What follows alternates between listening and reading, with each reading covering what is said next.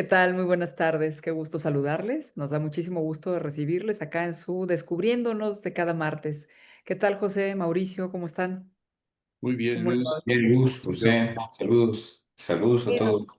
digamos que un poco en justicia, siempre hablamos, cuando es 10 de mayo, hablamos de las madres. Y entonces no nos perdemos, digamos que ese programa, ¿no? Asociado al tema de las madres. Y digo, y no es para menos, ¿verdad?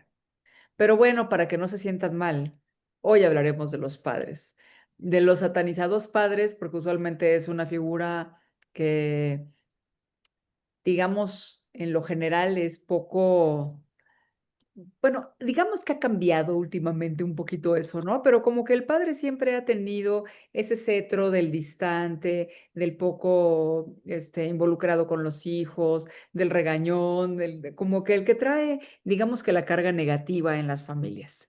¿Ustedes qué piensan de eso? ¿Quién quiere empezar? Al fin que los dos son papás, así es que pues bueno, ahora es cuando.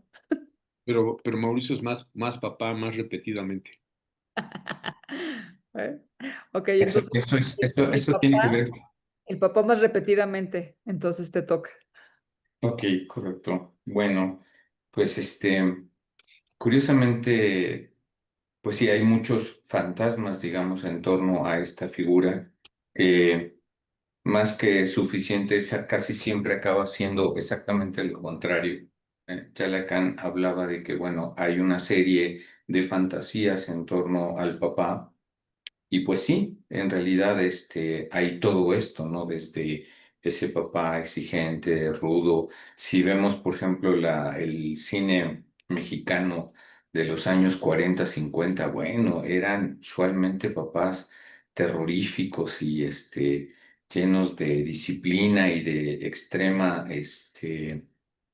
rigurosidad y bueno, no por ello eran muy exitosos, ¿no? Entonces es una función bastante complicada, ujú, muy difícil de llenar y que, bueno, creo que incluso en este uso común vemos cómo evidentemente el Día de la Madre se festeja infinitamente más. Parece que hay bastante más éxito en esa función de mamá, mientras que en la función de papá, reitero, para Lacan, por ejemplo, la pregunta que siempre estuvo ahí volando en torno a Freud es ¿qué era ser un padre? Cosa nada sencilla y yo insisto, más bien muy imaginarizada, muy llena de ideas y muy poco en realidad ubicada a veces, ¿no?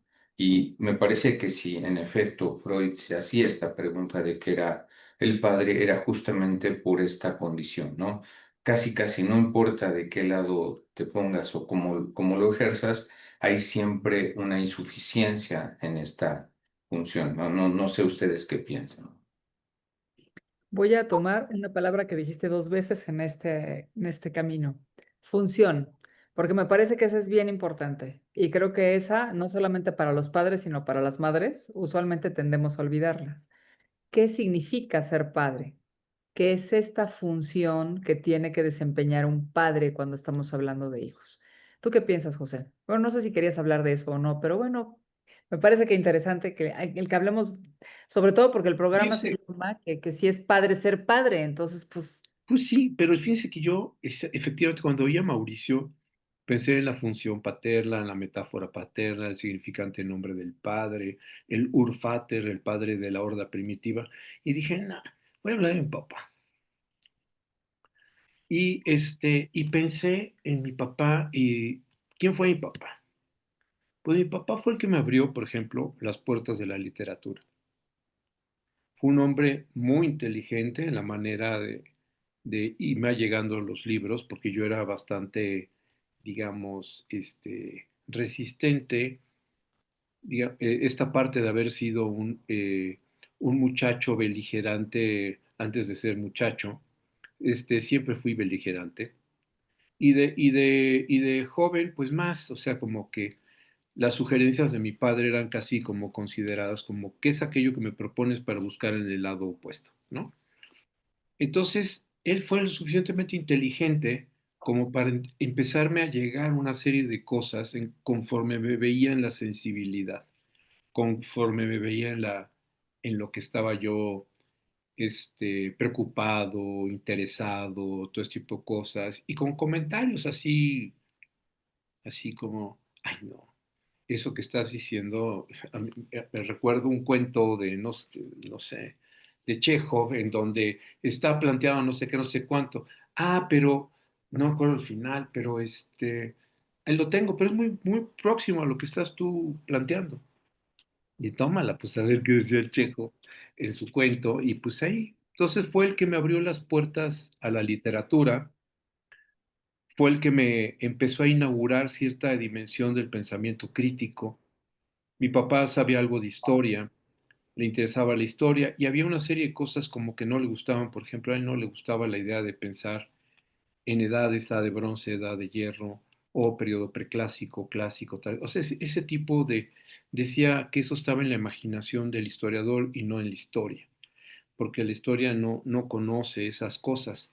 Y entonces él planteaba otro tipo de forma de pensar las cosas.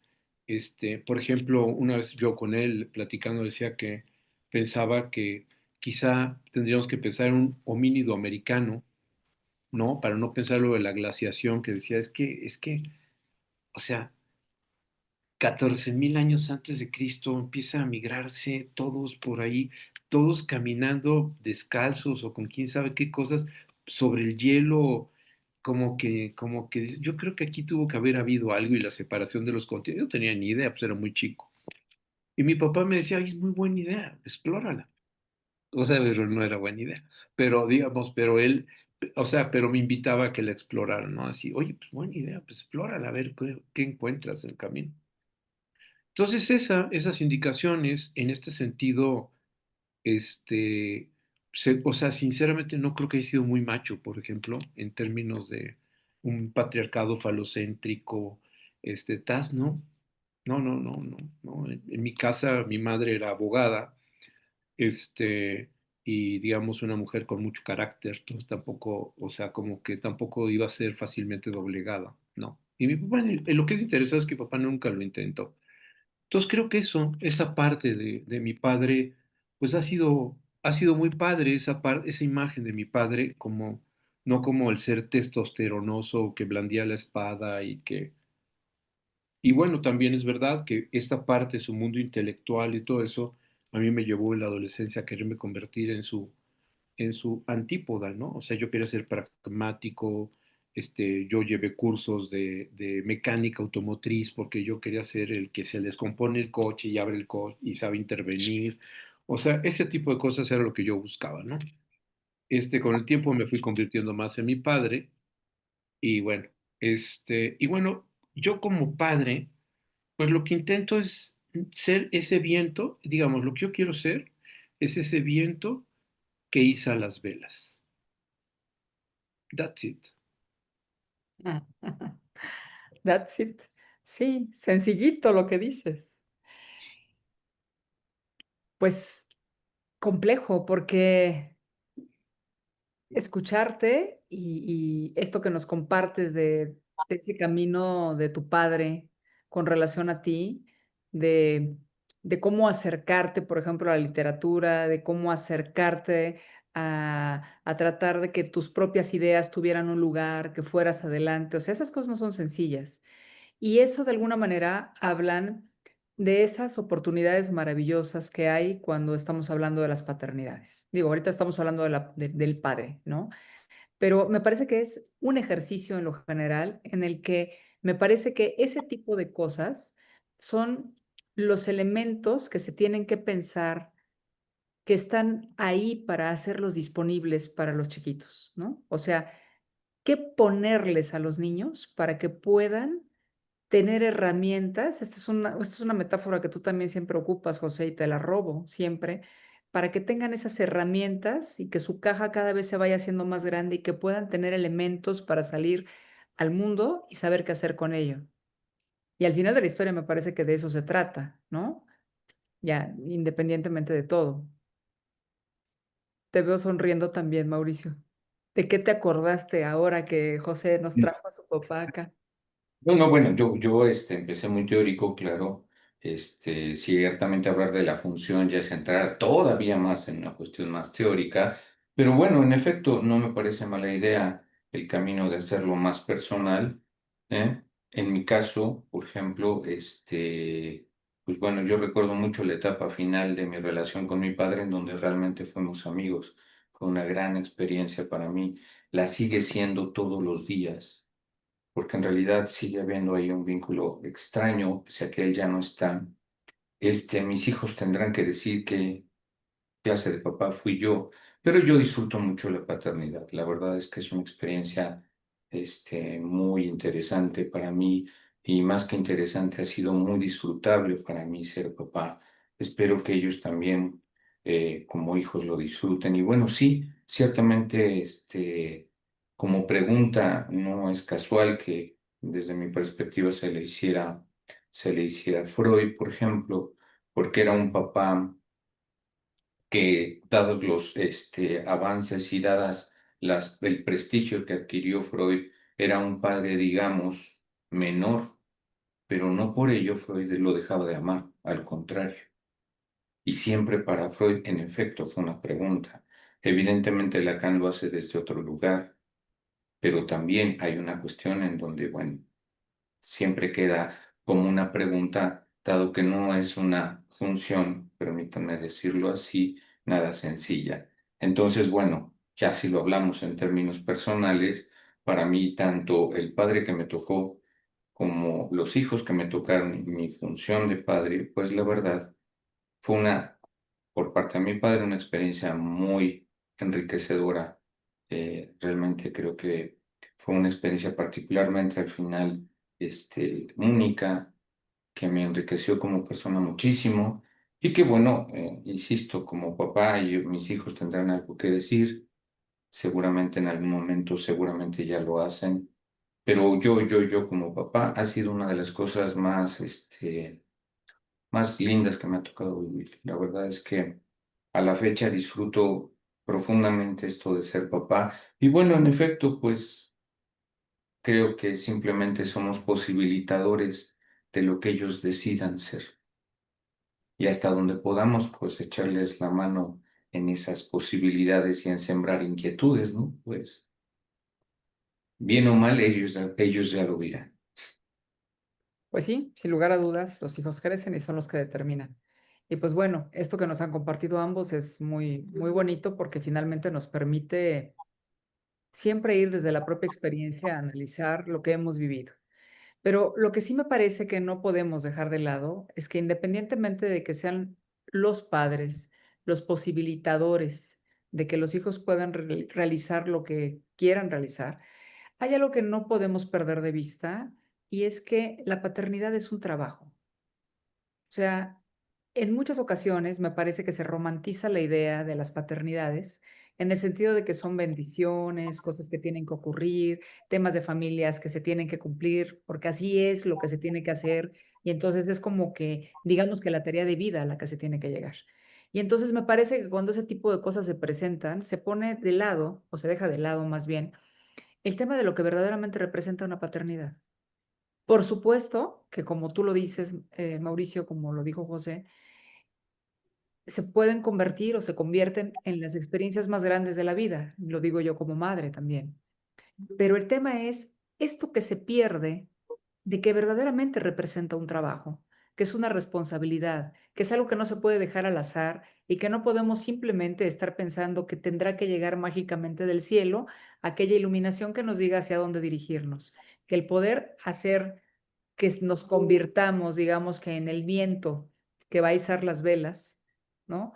En convertirnos en posibilitadores, no son temas mágicos. Se trata de un trabajo. Y ese es un trabajo que se hace todos los días, es un trabajo de presencia, es un trabajo, esto que estaba diciendo ahorita José, bueno, lo dice José y se oye muy bonito, ¿no?